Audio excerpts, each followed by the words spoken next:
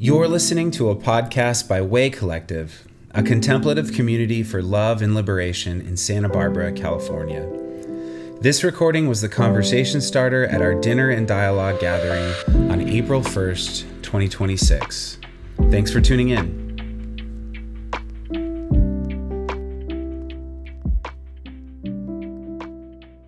All right, friends. Well, tonight we are bringing this Lenten journey to a close in this series of conversations that we've been calling Giving Up and Waking Up.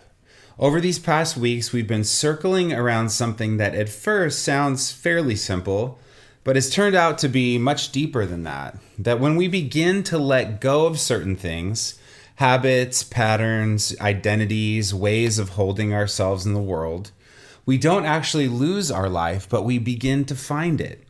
Or maybe more accurately, we begin to notice it in a different way. Because one of the things we've said from the very beginning is that the goal of giving up is never really the giving up itself. It's the waking up that accompanies it. That when we release what clouds our awareness, something else becomes possible. A little more presence, a little more spaciousness, a little more compassion, and a little more love. And along the way, we've named some of the things we might give up. You know, not just caffeine or sugar or scrolling social media, but giving up things like self-criticism or judging others or giving up the need to be right or giving up the stories that we carry about who we are and who others are. And as we've done that, even in small ways, we've started to notice something. That so much of what we cling to is actually not giving us the life we're longing for. And that can be a little disorienting, can it? Because the ego, this part of us that organizes, protects, and defines who we are, really believes it's helping us out, or really believes it's doing us a favor, you know? And on a few specific levels, maybe it is. You know, it helped us survive through childhood. It helped us belong to our communities. It helped us navigate a complicated world. But as we've said, the ego isn't bad. It's just not the whole story. The false self is not something to destroy. Rather, perhaps it's something to see through or to hold a little more lightly. So to gently loosen our grip on this is the invitation, and even sometimes laugh at the ways it operates in the world. What's interesting about the ego is that it likes to separate us from one another by making us distinct. But what we found in sharing honestly about our egos wasn't a deep difference that couldn't be reconciled, but how similar we all are underneath it all. Do you remember that? Around the table, we heard different stories, different personalities, different life histories, different ways of presenting ourselves in the world, but underneath, the same longings came through. To be seen, to be loved, to feel safe, and to belong. And it's almost like the more we loosen our grip on those outer layers, the more we begin to recognize each other at that deeper level. I've told some of you this before, but I remember this meditation that we were led through while I was in grad school. And the visualization exercise was to invite a difficult other into your mind's eye, specifically to sort of like create a restful inner space within your chest and to welcome this difficult person in to find a place somewhere within that space. And I had someone in my life who I'd been going through a rough time with for a couple of years. There was a lot of distance and hurt and difficult conversation, and it didn't seem like we could find a way back to each other. But in this meditation, I invited them into my chest, and almost immediately, they appeared as a child form of themselves. And this adult person with whom I'd had a difficult couple of years, seeing them as a child just broke me, and I began weeping almost instantly. So much so that I had to leave the room where we were doing the meditation because I didn't want to disrupt the rest of the class. And it was like I almost had instant compassion for this person. I was so surprised by this image that appeared, this child, because it wasn't something I had premeditated, to contemplate during the exercise. And I guess I tell you that to say, when we begin to recognize each other at that deeper level and we realize, oh, it's not just me, you feel those kinds of things too. There's something that connects us more deeply.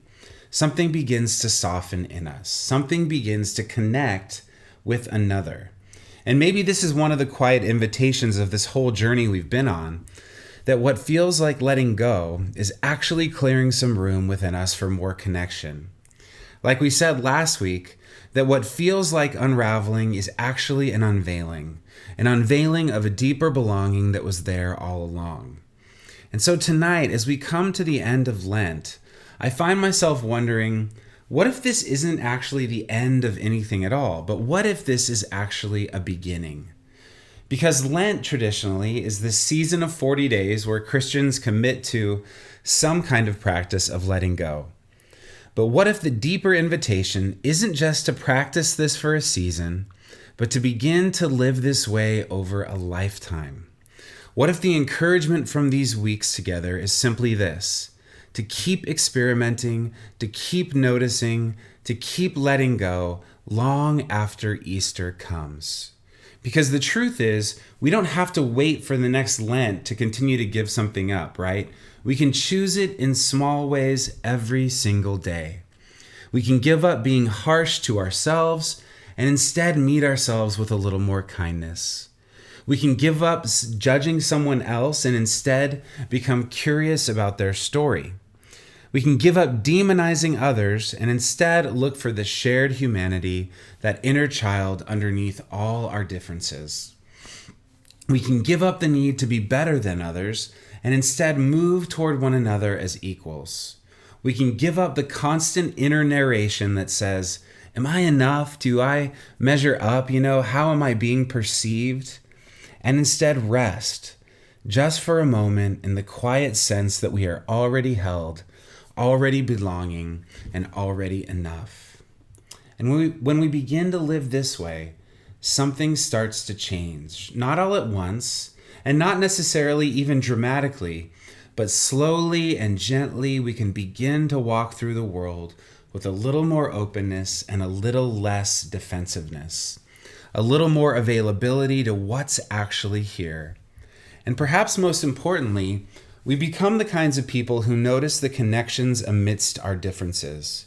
We begin to look for them, in the sense of having eyes to see, as Jesus called them. To look for the ways we are not separate as we once thought. To see the threads that actually tie us together across differences and identities and beliefs. And that is what our world most needs right now.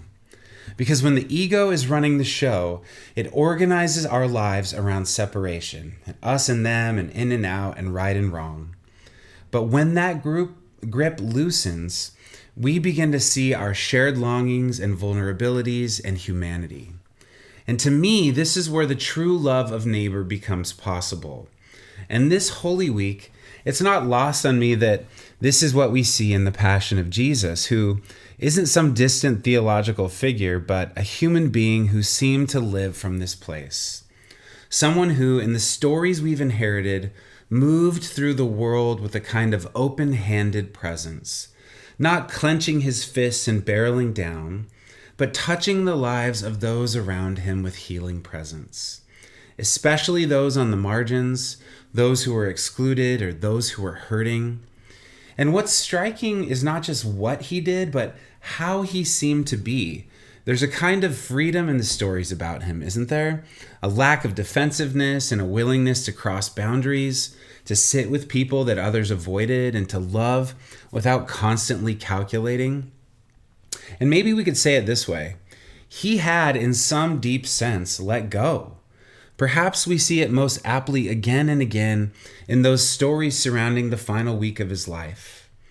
In the picture of him kneeling to wash the feet of his friends, we see him let go of status. In the picture of him praying in the garden, "Not my will, but yours be done," he lets go of control.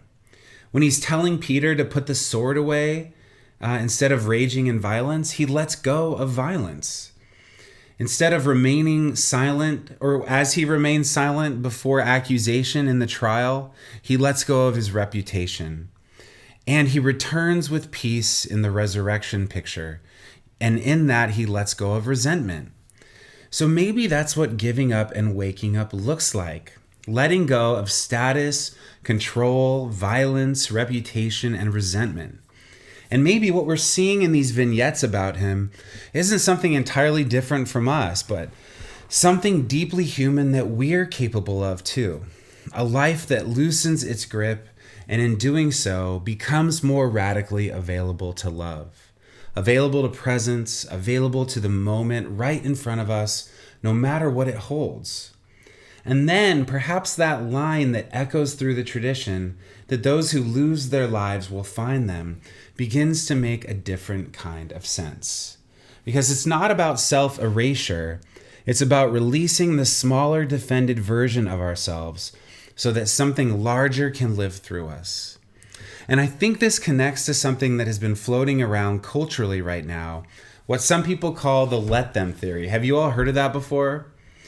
I guess in its simplest form, it's this idea. Let people be who they are. Let them misunderstand you. Let them not approve of you. Let them have their opinions of you. And also, let them go their own way. To me, there's just something in that resonates with this Lenten posture, isn't there? Because so much of our energy and our anxiety comes from trying to manage how we're perceived and manage others, trying to control outcomes, or trying to make sure everything lines up the way we think it should. But what if part of letting go is simply allowing things and people to be what they are and trusting that we don't have to hold it all together? Have you ever had a difficult person in your life with whom one day, instead of fighting them back, you just decided to let them be? To not try and change the situation or change them or fix them and save them any longer? Have you felt that kind of release before? It's pretty powerful.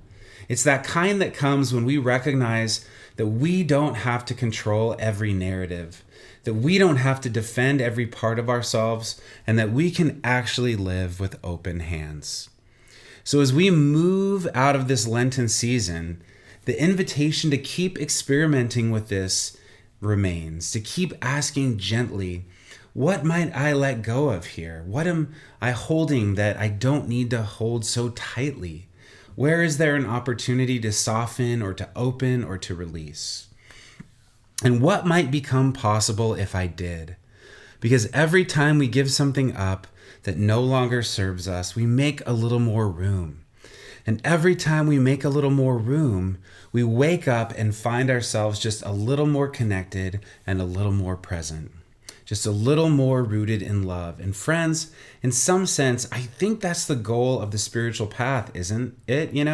Not just perfection, not arrival, just this quiet, ongoing practice of loosening, of noticing, of loving, one small letting go at a time.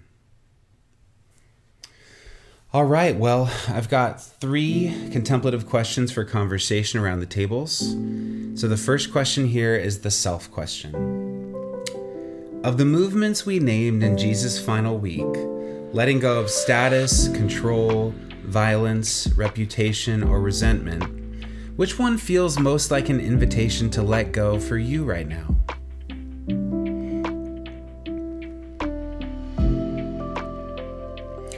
Number 2, the sacred question. As you reflect on the moments in Jesus' final week, at the table, in the garden, or in the moments of release, what do you notice about the sacred posture, presence, or way of being he represents?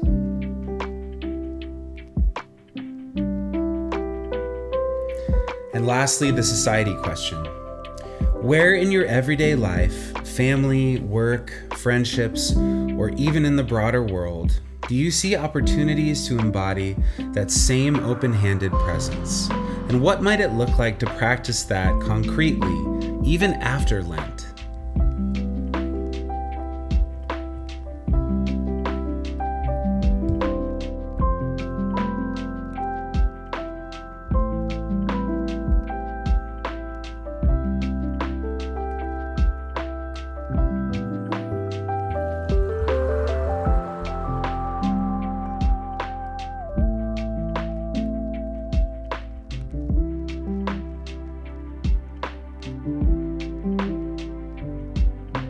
Thanks for listening to this podcast by Way Collective. To keep up with our community, you can subscribe to this podcast, go to www.waycollective.org or follow us on Instagram at @waycollective. Peace and every good, y'all.